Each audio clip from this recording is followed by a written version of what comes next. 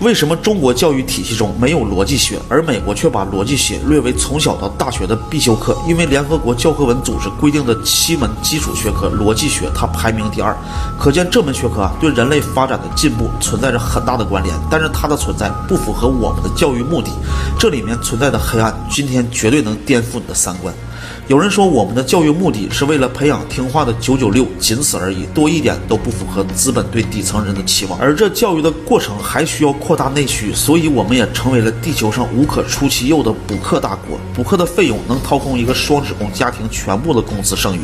还据不完全统计，补课费用有70%以上还是由上一代人支撑的，并不是补课孩子的父母，而是父母的父母。而为了促进这一大内需行为，教育还屡次改版，让小学1年级弱化基础的拼音和英语的基础音标，留个空子，能懂的都会懂。为什么美国人拿出一个都有演讲和思维论辩的能力，而我说的这个演讲它不是准备稿子再背上几天，然后通过这个大纲再即兴发挥，而是在没有任何的前提下，直接通过一个命题即兴发挥，逻辑辩证。而这种思维能力在东方也不是没有，就是出现的概率它真的很低。我们习惯用立场和情绪来思考问题，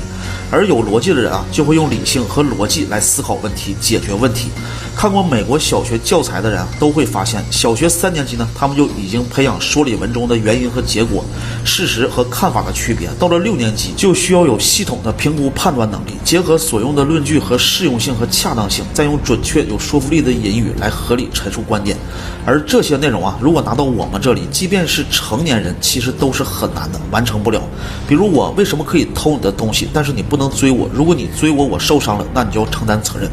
我可以卖假货，但是你不能打假，如果你打假了，就是恶意敲诈。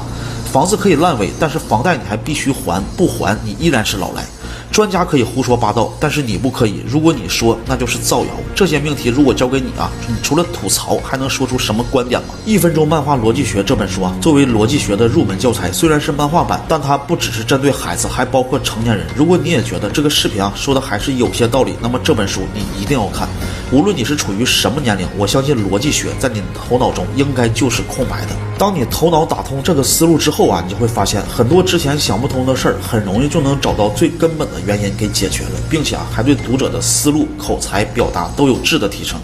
不会在什么场合你突然不知道说什么，并且还会游刃有余，告别了满脑浆糊和一片空白的那种感觉。尤其是家里有青少年的，即便是教育里没有，我们也可以自己学，好处还是很多的，我就放在购物车里了。我们的教育每次改版似乎都有汉奸参与，这可不是我说的，而是普通人的一个想法。1988年，我们的联合国教科文组织排名第2的学科逻辑学，在我们的教育里被剔除了。而逻辑学在欧美国家一直都是小学生必学的一科，它之所以能排第2，说明它对人类发展进步有很大的关系。但是为什么我们会剔除这门学科？其实这里隐藏着很大的黑暗。在美国的教材里，1年级要学会重述简单说理和叙述段落中的主要观点；2年级重述文本中的事实和细节，说清和组织要说的意见；3年级在说理文中区别主要的观点和支持那些观点的细节；4年级区别说理文中的原因和结果、事实和看法的区别；5年级分辨文本中的事实，得到证明的推论和看法；6年级说理评估能力有了系统的要求。第1点，判定作者结论所用的论据的合理性和恰当性；第2点，用准确和有说服力的引述语来合理的陈述观点；第3点，查遍文中缺乏论据的支持的推理。所以美国从4年级开始就训练孩子对事实和看法的区别。4年级以后得到的逻辑内容，如果拿到我们这里即便是成年人，其实都是很难完成的。这并不是代表谁聪明谁笨的问题，因为我们从小的教育它就没有这一块，所以它很空白。也是经常能看到身边的人只因为一些不同的看法在争吵个不停，根本没有逻辑和更高层次的思维来解决眼前的事情，连事实和观点都区分不清，这一点是很不应该的。也正是因为教育的改版，让逻辑学这一门书籍是少之又少。上个世纪30年代，苏联开启了对逻辑学的大批判，导致大中小学都全面禁止了逻辑学课。因为教了逻辑学，很多科目就没有办法教了。比如说历史课和政治课，你会惊喜的发现，里面全都是偷换概念、类比错误、因果关系、相关性分不清，类似的错误可以说是比比皆是。那逻辑学到底有多重要呢？联合国教科文组织甚至将逻辑学列为7门基础学科中的第2门，它仅次于数学。当一个人遇到不讲理的人时常常感觉到沮丧和无力，明明明知道对方是错的，却又说不清楚对方错在哪里。1分钟漫画逻辑学这本书啊，作为逻辑学的入门教材，它虽然是漫画版，但它可不是针对青少年啊，还包括成年人。它以生动的漫画形式列举了24种生活常见的逻辑错误。通过学习这本书，当我们遇到类似的情况时，不仅能够准确地指出对方的错误，还能将讨论引导到正确的方向上。在当今普遍缺乏逻辑学教育的环境下，如果我们不想让自己和孩子总是有道理说不清，总是被忽悠，总是掉进别人设计好的语言陷阱，那么这套书非常值得好好看一下。它就是逻辑学的入门书，就连我自己也在看，我也会让我的孩子趁早看，我就放在购物车里了。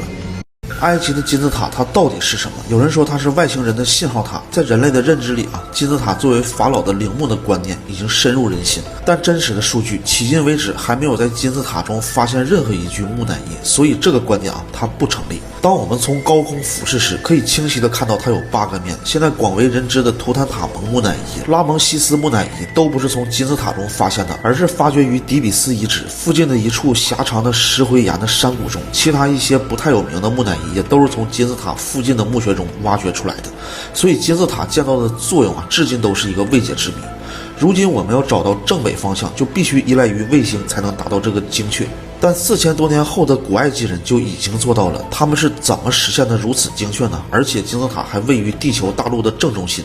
它的高度是146.59米，塔高的10亿倍，正好就是地球到太阳的距离。它的底部周长除以高度的2倍，得到的数字是3.14159，也就是圆周率。里边的三角形内部的置角各边比正好是3:4:5，也正好体现了勾股定律。它的总重量是6000万吨，乘以10的15次方，正好是地球的重量。它的坐标是北纬29.979248，而真空中的光速是这个数字，丝毫不差。难道这些数字也都只是巧合吗？让人不得怀疑当初是如何建造金字塔的。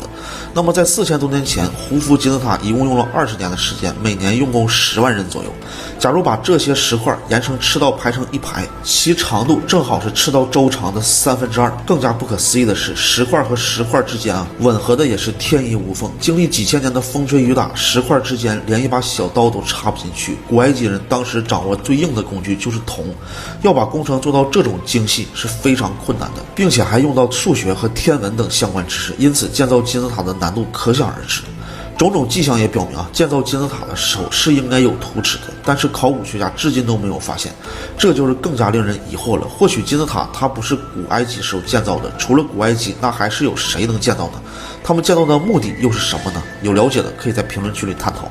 地球存在的5大未解之谜，一个比一个离奇，足以证明我们的世界是被更高维度设计好的。第5个，地球上的水是来自于哪里？要知道，根据地质检测，地球45亿年前是非常干燥的，而现在地球却70%的面积都是海洋。是因为有了水的出现，才会孕育出这么多生命和文明。但是这么多的水真的是来自于多颗寒冰小行星的撞击吗？虽然这个解释它纯属幻想，但是除了这个，真的没有任何的猜测了。第4个，地球的核心是什么？现在的科学家研究，地球的核心应该是由铁和镍而组成的，但是这仅仅是在理论上，真相我们还不得为之。有人说地心世界有一个更发达的文明，他们曾经是地表上的原住民，但这些也只是都市传说中的记载，并没有任何的证据。第3个，月球是如何产生的？作为一个环绕地球的卫星，它实在是太大了，而且其内部结构也让众多科学家满头雾水。根据研究表明，月球的组成部分的物质比地球还要古老，但是又因为种种的迹象表明，月球才是近几百年才出现的，更像是有人设计出来的。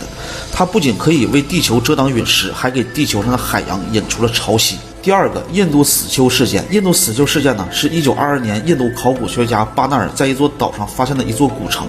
根据考古验证，曾经这个古城的人在同一时刻全部死亡，遍地骷髅，所以称之为死丘。